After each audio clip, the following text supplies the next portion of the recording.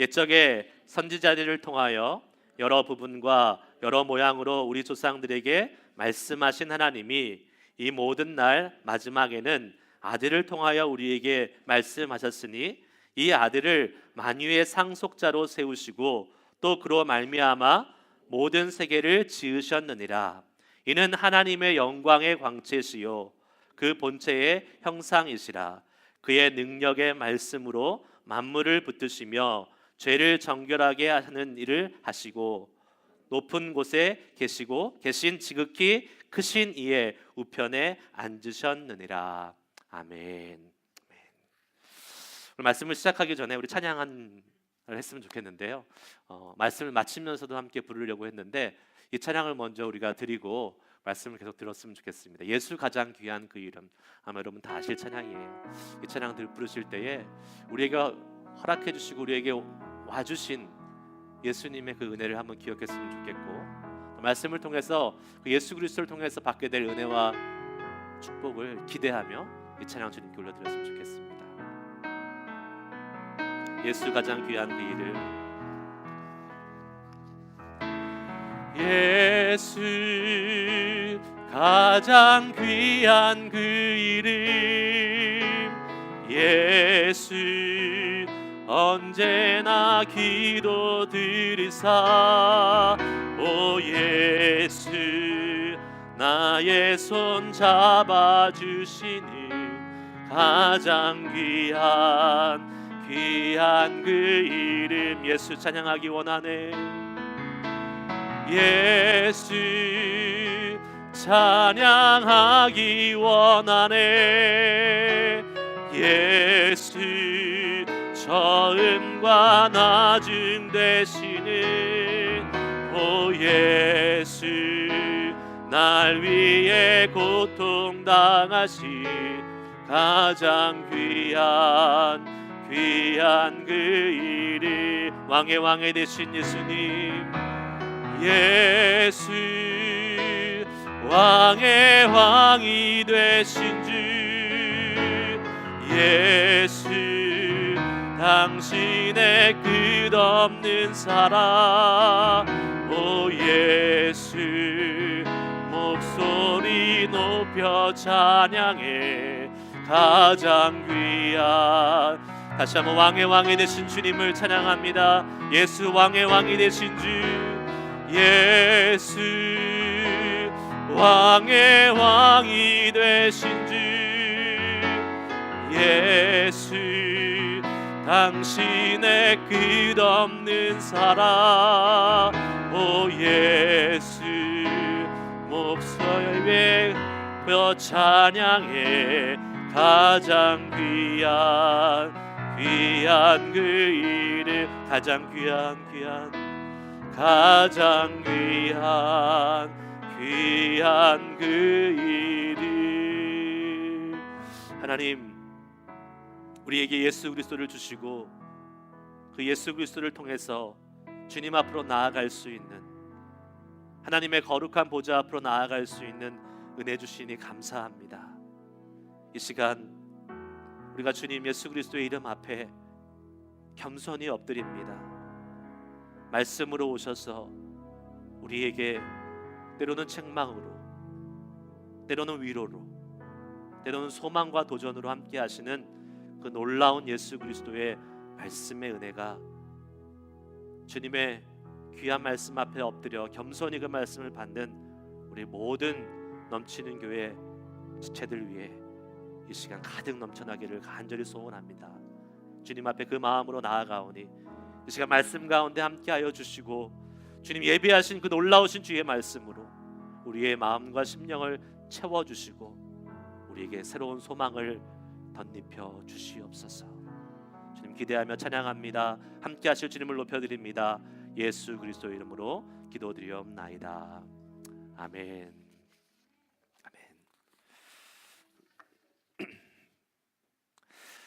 오늘 말씀은 히브리서 1장 1절에서 3절 예수 하나님의 완전한 계시, 완전한 하나님의 계시라는 이 제목을 가지고 함께 말씀을 한번 나눠보려고 합니다. 여러분 히브리서 이 말씀은 사실 좀 어려운 말씀입니다. 왜냐하면 이 히브리서는 두 가지의 형식이 같이 함께 섞여 있는 성경이기 때문에 그렇습니다.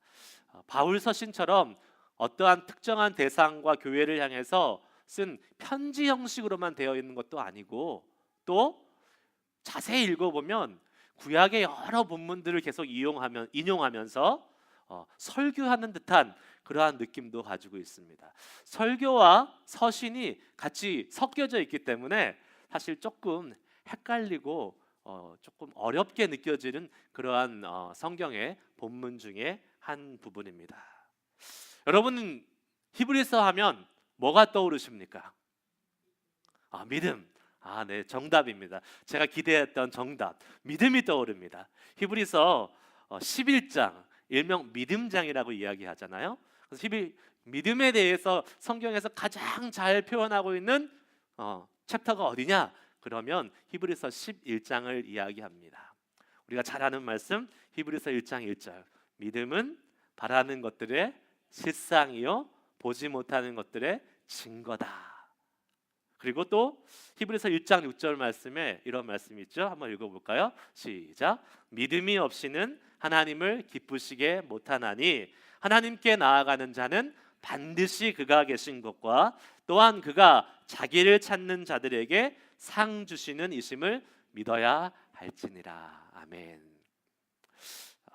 히브리서를 쭉 써나가다가 히브리서 기자가 히브리서 말미에 와서 이 믿음에 대해서 이렇게 강조하면서 믿음을 이렇게 이야기한 이유가 있습니다. 그 이유는 당시에 이 히브리서가 히브리 유대인들에게 쓰여진 글인데, 이 유대교에서 기독교로 개종한 이 유대인들에게 쓰여진 글이라고 우리는 짐작할 수 있죠, 충분히. 근데 왜 이 믿음을 강조하게 됐냐면, 유대교에서 기독교로 개종하고 났는데 계속해서 그 유대교의 커뮤니티로부터 핍박이 있고 어려움이 있고 힘든 일들을 당하고 있었습니다. 또 지금 예수님이 승천하신 지 얼마 되지 않은 한 몇십 년 지나지 않은 상황인데, 그러다 보니까 예수님이 다시 오시겠다고 하는 이 예수님의 재림에 대한 기대감이 아직도 너무나 생생하게 있는 그 순간이었어요. 근데 예수님은 아직 오시지도 않고 자기들의 삶을 점점점 힘들어지고, 그러다 보니까 유대교에서 기독교로 개종한 이 유대인들의 믿음이 흔들리는 그러한 상황 속에서 이 히브리서가 기록됐다는 것을 우리는 생각하고 이 말씀을 이해하면 조금 더 잘 이해가 될 수 있을 거라고 믿습니다. 이슬람교에서 기독교로 개종한 한 형제 이야기를 제가 한번 해보겠습니다. 이 베갈이라는 실명을 쓴 이 형제인데요, 이 사람은 2013년도에 이슬람교에서 기독교로 개종을 했습니다. 우리가 잘 알듯이 이슬람교에서 기독교로 개종을 한다는 것은 모든 것을 다 포기하는 겁니다. 가족도 포기하는 것이고, 자기가 갖고 있는 재산도 포기하는 것이고, 그의 미래도 포기하는 것입니다. 그런데 어떠한 경로를 통해서 이 베갈이라는 형제가 기독교를 받아들이고 예수님을 받아들이고 자기 아내에게도 기독교를 복음을 전하고 그 아내도 기독교인이 되었습니다. 그리고 나서 그들이 몰래 신앙생활을 해오다가 어느 순간 이제 가족들에게 그들이 기독교인이 됐다는 것이 알려졌습니다. 자, 어떤 일이 벌어지냐면, 이슬람 사회에서는 기독교인이 이슬람을 배교하고 다른 종교로 개종하는 순간 모든 재산을 다 빼앗을 수 있습니다.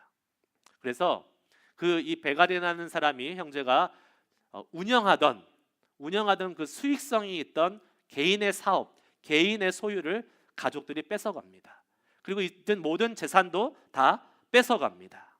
자, 그것뿐만이 아닙니다. 그 커뮤니티에서 살고 있기 때문에 무슬림 커뮤니티에서 계속 살해 협박이 옵니다. 죽일 거야. 너 빨리 다시 돌아오지 않으면 죽일 거야. 그런데 이런 살해 협박이 오면 공권력으로 경찰이나 이런 정부에서 막아줘야 되는데, 똑같은 이슬람 커뮤니티에 있기 때문에 경찰들이 막아주지 못합니다. 자, 그러면 방법이 뭐가 있습니까? 무슨 방법이 있어요? 유일한 방법은 거기를 떠나는 겁니다. 다른 곳으로 가는 거예요. 그래서 자기가 살던 터전을 모두 버리고 재산도 버리고 모든 인간관계도 버리고 이제 떠납니다. 가서 지내다가 결국은 또 발각이 돼서 그 베갈의 아내의 친정의 가족들이 그 아내를 데리고 갑니다. 데리고 가서 그 아내를 계속 협박하고 계속 회유해서 결국은 이 아내도 자기가 기독교인이었음을 부인하고 다시 이슬람교로 돌아가게 됩니다. 그렇게 되면서 이 아내가 베갈을 고소합니다. 자, 나에게 협박을 하고 나에게 억지로 기독교인이 되게 했다. 그러면서 이혼을 하게 되고 결국은 자녀들도 있었는데 자녀들도 만나지 못하고 혼자 살아갈 수밖에 없는 그러한 상황에 처하게 되는 일이 이 베갈이라는 사람에게 벌어졌다고 합니다. 여러분, 다른 종교에서 기독교로 개종한다는 것, 우리가 사는 미국 사회에서는 아주 종교의 자유가 있으니까 당연한 것처럼 보이지만 이것이 사실은 엄청난 결단이고 자기의 삶을 송두리째 포기해야 되는 그러한 정말 힘들고 어려운 결정이라는 것을 보게 됩니다. 베갈의 아내가 자기가 기독교인이었다는 것을 부인했던 것처럼 당시 히브리서가 쓰여져 있을 때 많은 유대인들도 기독교로 개종했다가 아마 모르긴 몰라도 다시 유대교로 돌아갔던 사람들이 있었을 것입니다. 자, 그러한 상황에서 지금 히브리서 기자는 유대인들에게 예수 그리스도의 중요성, 그리스도를 통해서 우리 그리스도인들이 누릴 수 있는 정말로 어마어마한 놀라운 축복이 무엇인지에 대해서 히브리서에서 지금 다시 설명해주고 있는 것입니다. 자, 우리는 지금 이 히브리서가 쓰여져 있던 상황이나 아니면 아까 베갈 형제가 살던 그런 이슬람 커뮤니티에 살고 있지 않기 때문에 어떠한 기독교를 통해서 예수를 믿는다는 것을 통해서 위협이나 핍박은 받지 않고 있습니다. 그러면 히브리서는 우리와 아무 상관없는 성경이 되는 것입니까? 아니요, 그렇지 않습니다. 이 히브리서는 지금 오늘날 살아가는 지금 이 미국 땅에서 살아가는 우리에게도 여전히 의미 있고 여전히 우리에게 큰 은혜를 주는 성경의 말씀입니다. 왜 그렇습니까? 우리는 예수 믿는다고 살해, 협박이나 모든 것을 포기해야 되는 위협은 받지는 않습니다. 하지만 우리의 믿음이 흔들릴 때는 너무나 많이 있습니다. 우리의 믿음이 단순히 우리의 목숨을 위협하거나 우리의 재산을 빼앗아가거나 아니 우리 가족을 헤어지게 하거나 이러한 것이 아니더라도 우리가 살아가는 삶의 현장에서 우리의 믿음을 시험하고 우리의 믿음을 내려놓게 만드는 그러한 엄청난 도전들이 많이 있다는 사실입니다. 예수 믿으면 모든 게 잘 될 줄 알았는데, 예수 믿으면 모든 문제가 해결될 줄 알았는데, 행복하고 기쁨이 넘칠 줄 알았는데, 실제로 우리가 예수 믿고 사는 우리의 삶은 여전히 고난과 어려움이 있습니다. 그러한 상황에서 때때로 우리는 이러한 생각을 해보게 됩니다. 과연 우리가 예수 믿는 가치가 있는 것일까? 그러한 의문과 고민을 던지고 생각해 볼 때가 있지 않습니까? 만일 그런 분들이 이 자리에 오늘 계시다면 오늘 말씀을 통해서 우리가 예수님을 통해서 얼마나 큰 은혜와 축복을 누리고 있는지를 다시 한번 확인할 수 있는 시간이 되시기를 간절히 축복합니다. 그리고 예수님의 소중한 가치와 은혜를 누리고 경험하고 계신 분들이 계시다면 오늘 말씀을 통해서 그 주님의 놀라운 은혜와 축복이 더 풍성해지는 시간이 될 수 있기를 간절히 축복합니다. 아멘. 히브리서 말씀, 오늘 말씀이 뭐라고 시작되고 있습니까? 히브리서 기자는 믿음에 대해서 사람들이 그 믿음이 하나님의 말씀이 어떻게 지금 사람들에게 전해지고 있는가를 구약과 신약을 비교해서 지금 설명하고 있습니다. 1장과 2절 전반부의 말씀을 한번 다 같이 읽어보도록 하겠습니다. 시작.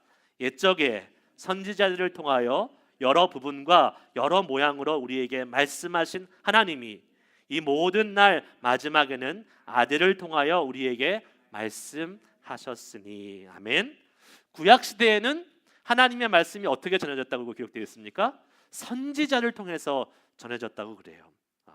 이스라엘 백성들이 그렇게 소중히 여기는 토라, 율법, 이 율법도 이스라엘 백성들이 직접 받은 것이 아닙니다. 누구에게 주어졌습니까? 모세에게 먼저 주어졌고, 그 모세를 통해서 이스라엘 백성들은 전달받았던 것을 우리는 알고 있습니다.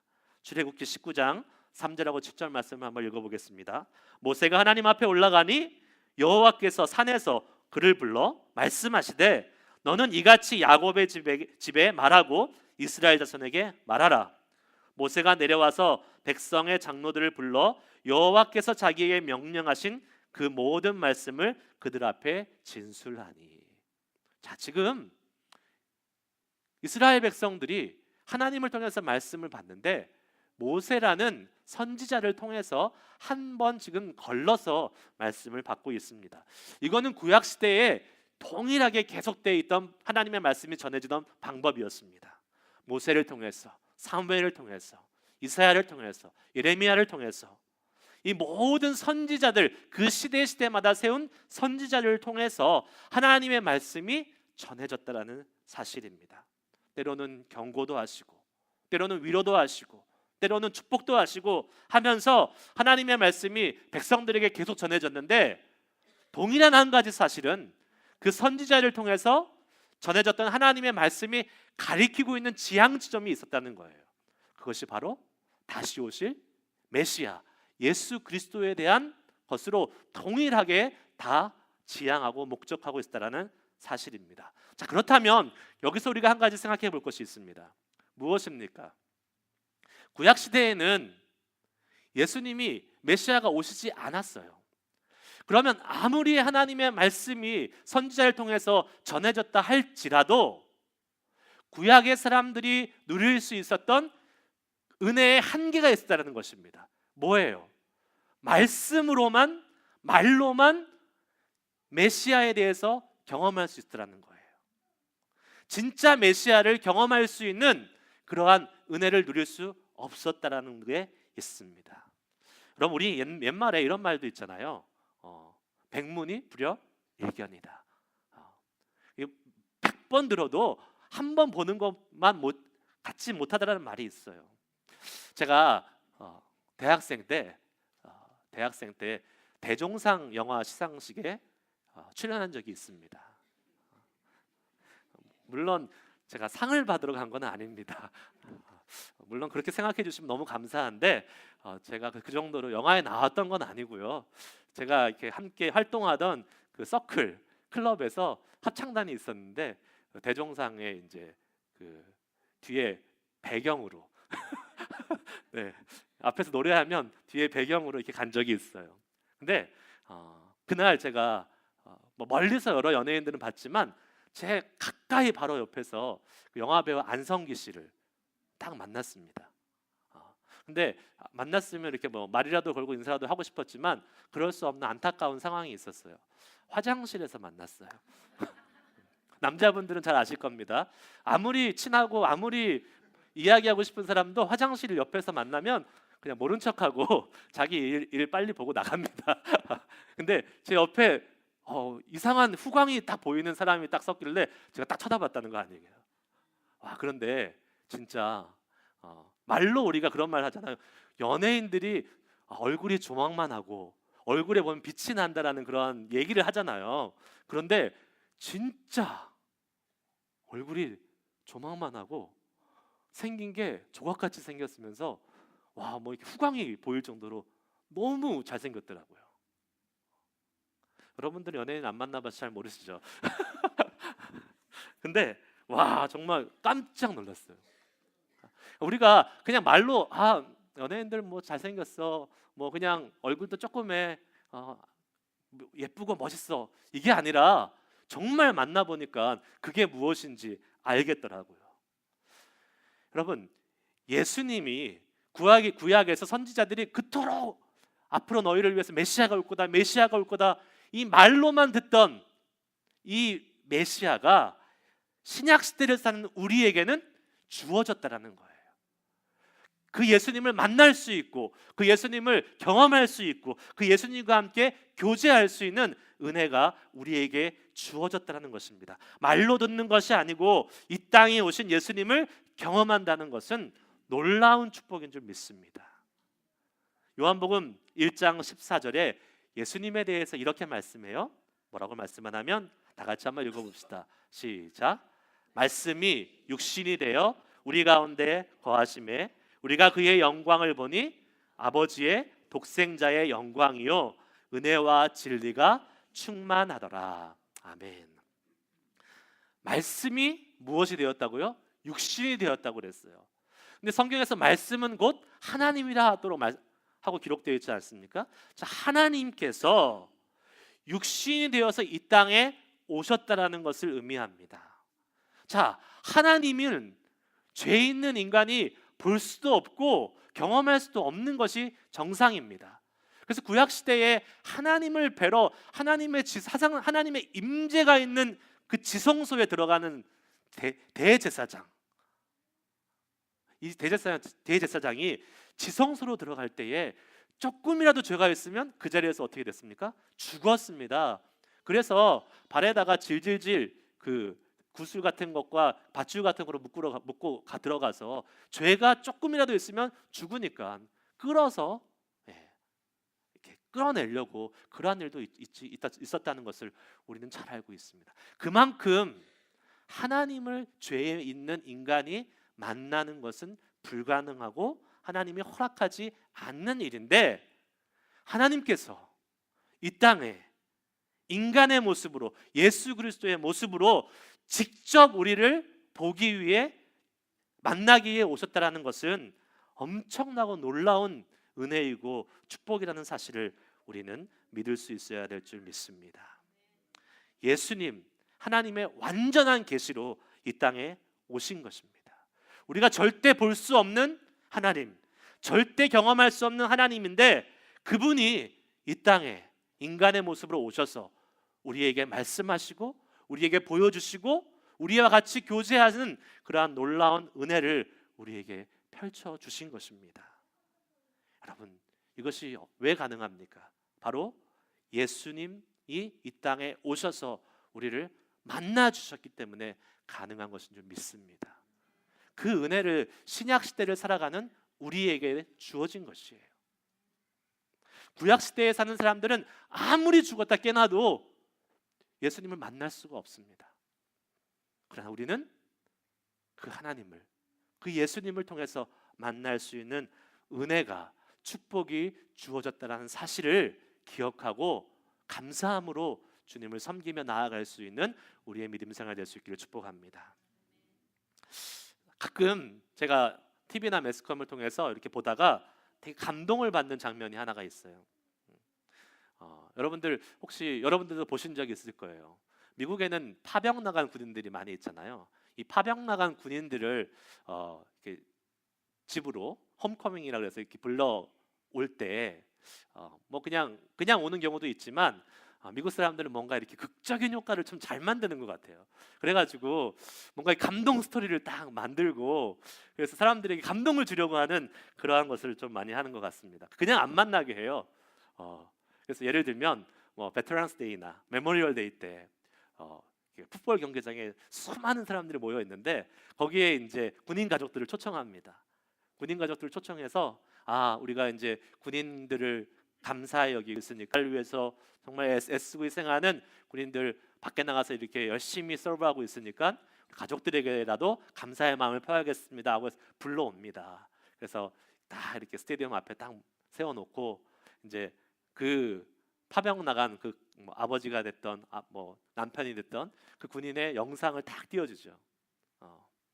그러면 그 영상을 받는 그 가족들의 마음이 어떻겠어요? 너무 보고 싶고 그립고 감동도 되고 막 그걸 들으면서 가슴도 뭉클하고 눈물도 막 흘립니다. 그 다음에 어떤 일이 벌어지죠? 그 사람이 와 있어요. 네, 사실은 그 자리에 와 있어.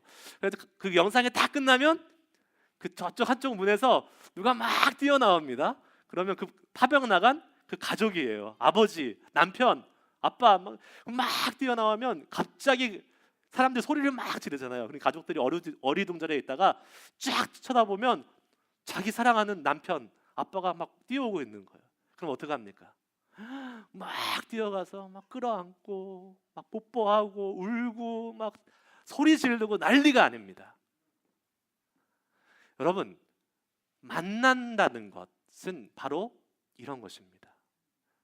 자, 그 가족들한테 끝나고 한번 물어본다고 생각해 보세요. 여러분, 오늘 만났는데, 여러분 사랑하는 가족을 만났는데 이 영상을 1000번, 10,000번 볼 수 있는 것하고 그 가족을 한 번 만나는 것하고 어느 걸 선택하겠습니까? 물어보면 뭐 두말할 것 없이 한 번 직접 만나는 거죠. 왜요? 만나는 것이 중요하기 때문에 그렇습니다. 만나는 것이, 직접 보고 직접 경험하는 것이 우리의 가슴과 우리의 영혼을 울릴 수 있기 때문에 그렇습니다. 제가 아까 영화배우 얘기하면서 한 번 만났던, 저한테 눈길조차도 주지 않았던 그 안성기 씨를 뿌듯해하면서 이야기하지 않았습니까?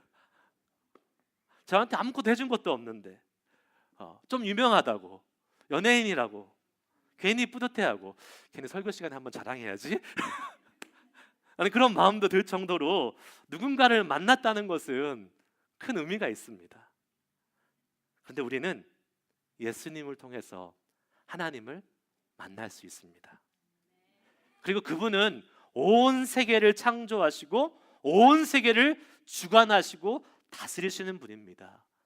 그냥 우리에게 눈길 한번 주지 않은 그러한 안성규 씨 같은 분이 아니라 온 세계를 다스리고 창조하시는, 우리를 구원하실 수 있는, 우리의 모든 삶을 완전히 책임지시고 우리의 모든 삶을 다스리실 수 있는, 그리고 심지어 우리를 구원하시기 위해서 십자가에서 그의 아들 예수 그리스도까지 우리의 죄를 대신해서 죽임을 당하도록 내어주실 정도로 우리를 사랑하시는 그분이십니다.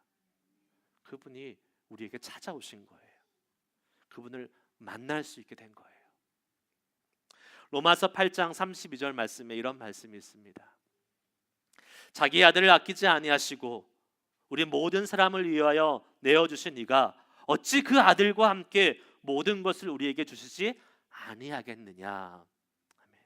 자기 아들을 아끼지 아니하시고 우리 모든 사람을 위하여 내어주신 이가 어찌 그 아들과 함께 모든 것을 우리에게 주시지 아니하겠느냐. 아들을 내어줬다는 것, 여러분 자녀가 있으신 분들은 아마 아실 거예요. 여러분, 자녀를 내어줬다는 것은 무엇을 의미합니까? 나보다, 내 목숨보다 소중한 내 자녀를 내어줬다는 것은 다 줬다는 것을 의미합니다. 모든 것을 다 줬다는 것을 의미해요. 그러므로 하나뿐인 독생자 예수 그리스도를 십자가에 내어주셨다는 것은 하나님이 우리를 위해서 모든 것을 내어줬다는 것을 의미합니다. 누구를 위해서? 바로 저와 여러분을 위해서. 하나님, 그 위대하신 하나님, 천지 만물을 창조하시고 다스리시는 그 놀라운 권세를 가지고 계신 하나님이 저와 여러분을 위해서 조금 내어놓는 것이 아니라 모든 것, 그분의 모든 것을 다 주셨다라는 이 사실은 엄청난 은혜와 축복이 우리에게 주어졌다라는 것입니다. 그 예수님이 우리에게 주어졌다라는 것은 바로 놀라운 은혜이자 축복인 줄 믿습니다. 우리에게 필요한 것은 무엇입니까? 자, 하나님은 우리에게 모든 것을 다 내어주셨습니다. 그런데 우리는 어떻게 해야 되겠습니까? 우리에게 필요한 것은 단 한 가지입니다. 모든 것을 다 주신 그분이 우리에게 요구하는 것, 그분이 우리에게 기대하시는 것은 단 한 가지, 바로 그 예수 그리스도를 구세주로 받아들이고 그분과 깊이 교제하면서 하나님이 우리에게 주시겠다고 약속하신 그 모든 것을 누리는 삶을 사는 것입니다.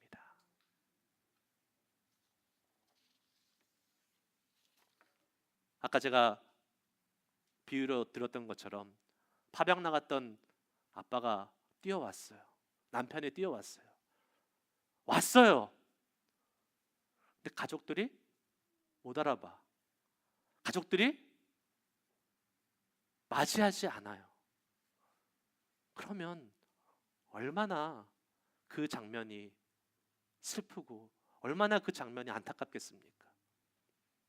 예수님은 이미 이 땅에, 하나님은 예수님의 모습으로 우리에게 오아 주셨습니다. 우리에게 보여주셨습니다. 말씀을 통해서 우리는 그것을 충분히 경험하고 볼 수 있습니다. 이제 우리가 응답해야 될 차례입니다.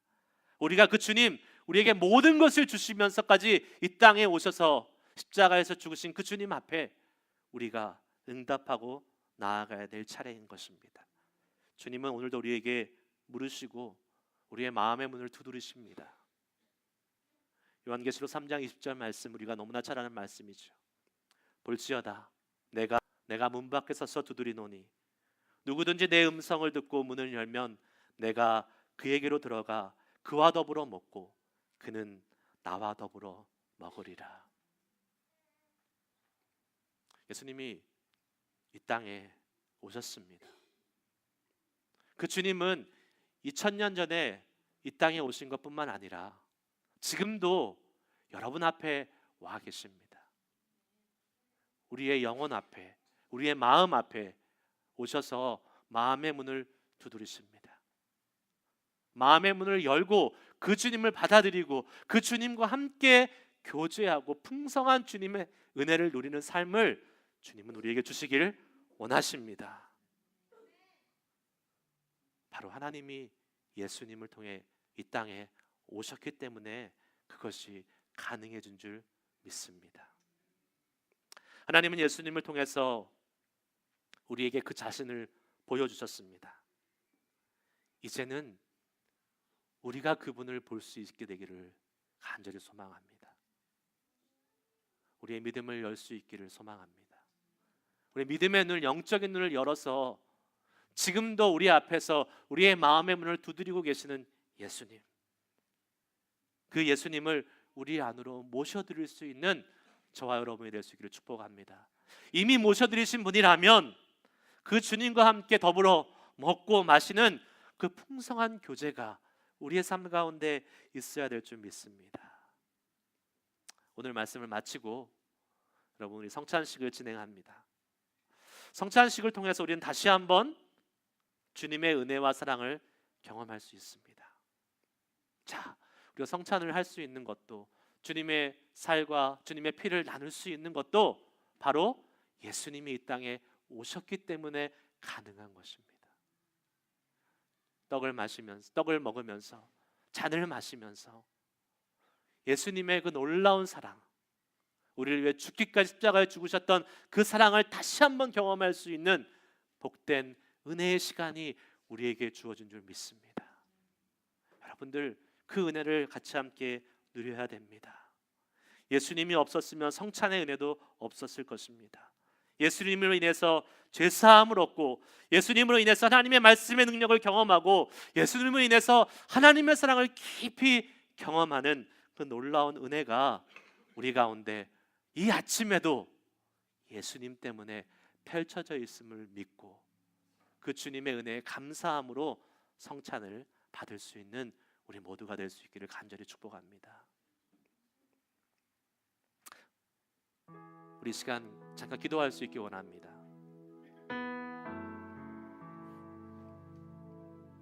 먼저 예수님을 우리에게 보내주셔서 하나님 자신을 우리에게 보여주신 하나님께 감사의 기도를 올렸으면 좋겠습니다. 예수님이 없었다면 우리는 하나님의 사랑, 아버지의 사랑을 알 길이 없습니다. 예수님이 없었다면 우리는 아직도 죄 가운데 머물 수밖에 없는 죄인들입니다.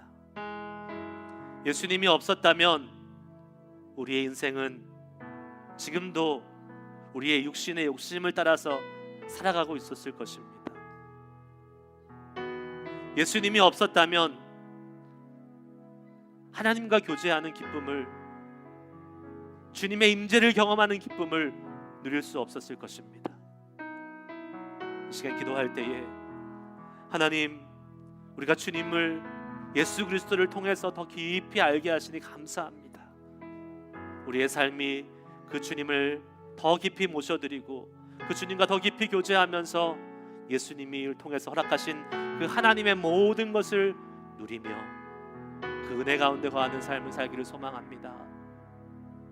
혹시 이 시간에 여러분의 마음속에 아직 예수님을 영접하지 않으신 분들이 있다면,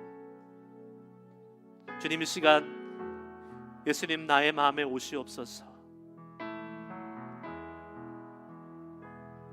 나의 구세주로 나의 왕으로 오시옵소서. 내가 그 주님 앞에 엎드려 내 인생의 주인 되신 그 주님을 받아들이기를 소망합니다. 그 고백을 주님 앞에 드릴 수 있기를 원합니다. 이미 하나님의 자녀가 된 분들, 이미 예수 그리스도가 여러분 가운데 있는 분들은 다시 한번 이 구원의 감격과 기쁨이 넘쳐나기를 소망하면서 기도했으면 좋겠습니다. 주님, 내 마음속에 메말라가는 주님을 향한 감격과 감동들이 다시 한번 예수 그리스도를 깊이 묵상할 때에 이 시간 살아나게 하시고 회복되게 하시고 새로워질 수 있도록 하나님 역사하여 주시옵소서. 그 주님을 묵상하겠습니다. 그 주님의 놀라우신 사랑을 찬양하겠습니다. 예수 가장 귀한 그 이름, 예수 가장 귀한 그 이름, 예수 언제나 기도 들으사, 오 예수 나의 손 잡아주시는 가장 귀한 그 이름, 예수 찬양하기 원하네. 예수 찬양하기 원하네. 예수 처음과 낮음 되시는, 오 예수 날 위해 고통 당하신 가장 귀한 그 이름, 예수 왕의 왕이 되신 주, 예수 왕의 왕이 되신 주, 예수 당신의 끝없는 사랑, 오 예수 목소리 높여 찬양해 가장 귀한 그, 한 번 더 예수 왕의 왕이 되신 주 찬양합니다. 예수 왕의 왕이 되신 주, 예수 당신의 끝없는 사랑, 오 예수 목소리 높여 찬양해 가장 귀한 그 이름. 우리 함께 기도할 때에 다시 한번 그 예수 그리스도의 존귀하신 이름을 높이며, 하나님 우리 가운데 예수 그리스도의 이름을 주시니 감사합니다. 우리 가운데 예수 그리스도의 이름을 모셔드립니다. 우리가 예수 그리스도의 이름을 존귀하게 높이며 살겠습니다. 우리가 주님을 향한 결단과 마음의 간절한 소망을 담아서 함께 기도하는 시간 갖도록 하겠습니다. 기도하시겠습니다. 오 살아서 역사하신 하나님, 하나님 이 시간 우리가 주님 앞에 기도하며 하나님 앞에 나아갑니다. 오 하나님 아버지, 우리에게 예수 그리스도라는 그 존귀한 이름을 허락해 주심을 인하여 감사합니다. 아버지, 이 땅에 오셔서 우리에게 보이시고 우리에게 나타나시고 그 하나님의 놀라우신 사랑과 은혜를 우리가 직접 경험할 수 있도록 예수 그리스도를 이 땅에 보내주신 하나님의 은혜를 찬양하며 주님 앞에 이 시간 나아갑니다. 하나님, 아직도 주님을 모르는 자들, 아직도 주님을 우리 인생의 주인으로 모시지 못한 아버지 안타까운 영혼들이 있다면 이 시간 주님 앞에 기도합니다. 하나님 아버지여, 그 주님을 우리의 마음의 주인으로, 우리 인생의 왕으로 하나님 모실 수 있는 자들 될 수 있도록 인도하여 주시옵소서. 하나님 아버지, 우리를 구원하시고 하나님의 자녀 삼아주신 그 은혜를 다시 한번 기억하며 감사하며 주님 앞에 나아갈 수 있기를 원합니다. 주님 아버지여, 우리의 삶이 다시 한번 주님을 향해 헌신할 수 있기 원하고, 예수 그리스도를 통해서 주어진 하나님의 그 은혜와 축복이 하나님 아버지여 우리의 삶을 통해 나타날 수 있도록 아버지 은혜 부어주시고 함께하여 주시옵소서. 오 주님 역사하실 주님을 기대합니다. 하나님 찬양합니다. 한 번 더 기도합시다. 이 시간 결단의 기도를 주님 앞에 올리길 원합니다. 주님은 이 땅에 인간의 모습으로 오셔서 우리 한 사람 한 사람에게 직접 그 주님의 영광과 그 주님의 존귀를 보여주셨습니다. 그 예수 그리스도의 존귀와 영광을 우리가 예수님을 모시고 사는 사람답게 살기를 소망합니다. 우리의 삶 속에서도 그 예수님의 하나님의 존귀와 영광이 나타날 수 있기를 원하는데, 주님 아직도 죄악이 우리를 가로막고 있습니다. 아직도 우리의 연약함들이, 아직도 우리의 삶의 인생의 무거운 짐들이 그것을 가로막고 있습니다. 주님 이 시간 예수님 앞에 내어놓고 그 예수님의 놀라운 능력으로 그 모든 것들을 아버지 해결해 주시고 우리의 삶이 온전히 주님의 영광과 존귀를 나타낼 수 있는 삶으로 나가게 하여 주시옵소서. 소망하며 결단하며 나아가실 때에 여러분들이 어려움이 있습니까? 여러분의 죄악이 있습니까?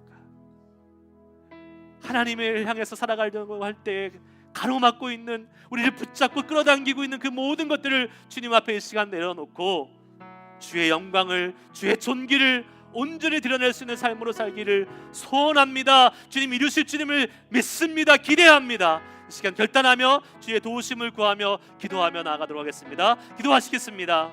오 하나님, 거룩하신 하나님, 하나님 이 시간 다시 한번 우리가 소망하며 주 앞에 나아갑니다. 주님 우리 안에 계신 예수 그리스도의 은혜, 그 영광, 그 존귀, 그 주의 놀라우신 은혜가 우리의 삶 가운데 나타나기를 소원하며 주님 이 시간 기도합니다. 아버지 우리의 연약한 부분들을 주님 앞에 내려놓습니다. 하나님 아버지여 주님의 영광과 존귀를 소망하면서 살지만 하나님 아버지여 우리의 그 여러가지 우리의 삶의 무거운 짐들, 삶의 죄악되고 연약한 부분들로 인해서 주님의 영광을 바라지 못하고 주님 아버지 은혜를 나타내지 못하고 살아갈 우리의 연약한 모습을 주님 앞에 내어놓습니다. 하나님 이 시간 기도합니다. 오 거룩하신 주님, 그 모든 우리의 연약함과 모든 우리의 하나님 죄악과 아버지 우리의 무거운 짐들까지 하나님 앞에 온전히 내어놓기를 소원하오니 주여 이 시간 그 주님이 아버지 우리의 연약함의 부분들을 받아주시옵소서. 아버지 수고하고 무거운 짐진 자들아 다 내게로 오라고 말씀하신 주님, 하나님 아버지 주님 앞에 우리의 모든 짐을 내려놓게 하여 주시고 하나님 이제 우리는 우리 주님을 의지해서 그 주님의 아버지 우리를 이끄시는 능력을 쫓아서 살아갈 수 있는 우리 되기를 소망하오니 하나님 아버지여 우리 가운데 역사하시는 주님 아버지여 우리를 존귀케 하여 주시옵소서. 우리를 주님의 영광으로 하나님 아버지 이 시간 다시 한번 주님 새롭게 하여 주시옵소서. 그 주님을 의지합니다. 그 주님을 신뢰합니다. 아버지 구하고 간구하는 모든 자들에게 주님 은혜로 역사하여 주시옵소서. 주님 감사합니다. 예수님을 알게 하시고 보여주시고 주님 그 예수님을 안다는 것이, 그 예수님을 만난다는 것이, 그 예수님이 우리의 구세주 되시고 우리의 주인 되신다는 것이 얼마나 큰 은혜이고 축복인지를 다시 한번 깨닫기 원합니다.